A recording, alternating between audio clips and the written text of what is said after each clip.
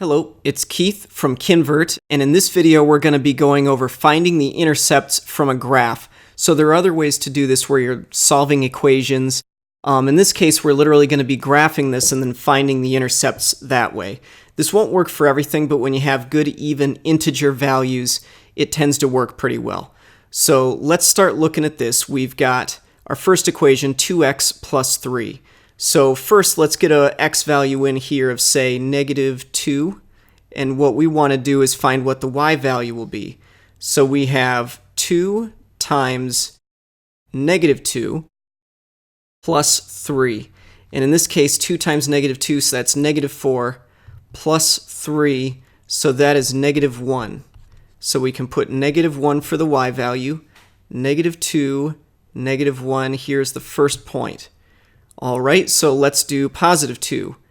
2 times +2 plus 3, and this equals 7.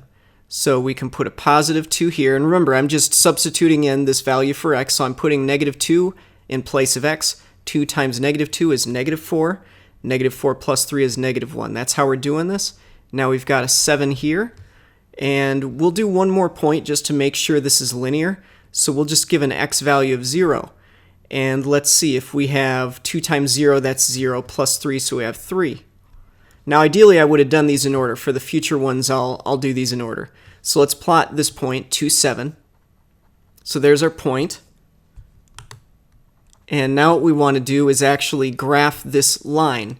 And so you can see that this line goes through those 2 points, and we've got the line.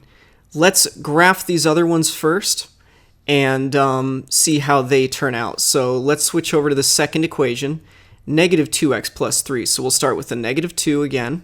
So we have -2 times -2 plus 3. And -2 times -2 is +4 plus 3, so we have 7. So for -2, we have 7. And then for 0, 0 times -2 is 0 plus 3, so we have 3 here. And then for a +2, what are we going to have? -2, because that's m for y equals mx plus b. X in this case is +2, because we're going with this +2, plus 3. And -2 times 2 is -4 plus 3, we have -1.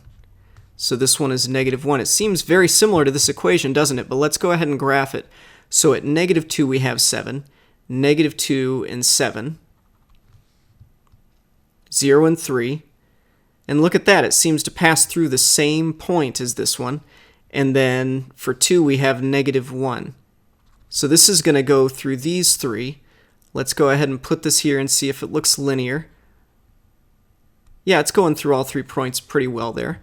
So there's that green equation. Now let's switch to purple. 2x minus 3 will give a -2 for x.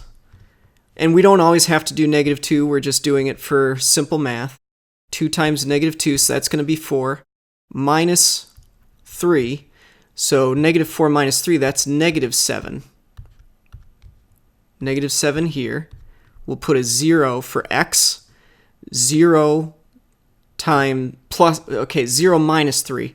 So that's going to be -3 is the y-intercept. And then the last one is going to be +2 for x. So now we have 2 times +2 for x minus 3, which is 4 minus 3, so this is +1. So this is going to get us a +1, -2, -7, -2, -7. So there's our first point, 0, -3. So this has a different y-intercept, and then 2 and 1. 2 and 1 right here. Let's go ahead and draw out this one. We want to graph this equation. So I'm going to draw, yep, it seems linear. The lines all pass through each other. That's looking good. All right, so now what we want to do is find these intercepts. Now this is a little tough because these don't pass exactly through. So what we're going to do, first of all, we can find that, let's get some x and y intercepts here. So I'll do those in yellow. The x-intercepts, we have a single 1 for the orange one, and it's near negative 1.5, but we don't know if it's exactly negative 1.5. So let's go ahead and test it. We have y value of 0. So we want to test if this is true. 0 equals 2 times negative 1.5 plus 3. So what is 2 times negative 1.5? That's negative 3. And negative 3 plus 3 is in fact 0. So this is the intercept. So the intercept on x is negative 1.5. It could have been anything else. Just because it looks like it's going through 1.5, we needed to test it, right? Because it could have been negative 1.3 or negative 1.8 or who knows what. And so we needed to test it, and it turns out we're correct. Let's go to this one. For the green, we're going to be, let's see, so the x-intercept for the green equation, this is the green equation. It looks like it's near 1.5, so we want to test it. All right, so 0 equals negative 2. That's from this equation. Negative 2 times 1.5 is our guess, plus 3. Negative 2 times 1.5 is negative 3, plus 3. So sure enough, this one checks out, okay? So we have a 1.5 also for this one, and it makes sense. They look like they intersect over here. So, all right, now let's look at this last one. We want to find the x-intercept for this last equation. This is for the purple line, and again, it looks like it goes at the intersect of 1.5. So we're going to test the equation. 2 times 1.5 minus 3. 2 times 1.5 is positive 3. Positive 3 minus 3 is 0. Perfect. So now we have another 1.5 for x. Now we want to check the y-intercepts.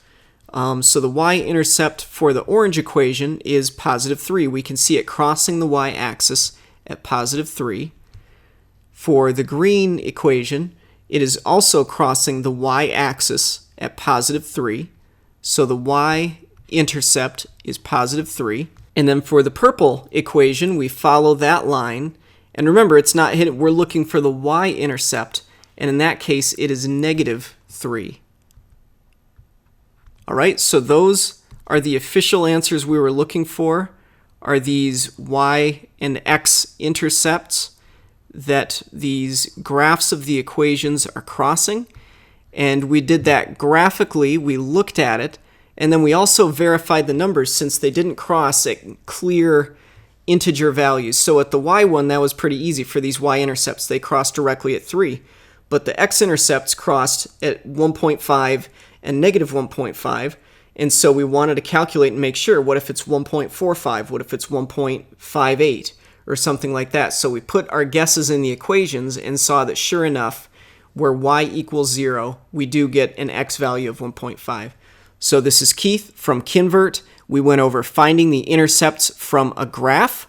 Hope this was helpful, and we will see you in the next one. Bye-bye.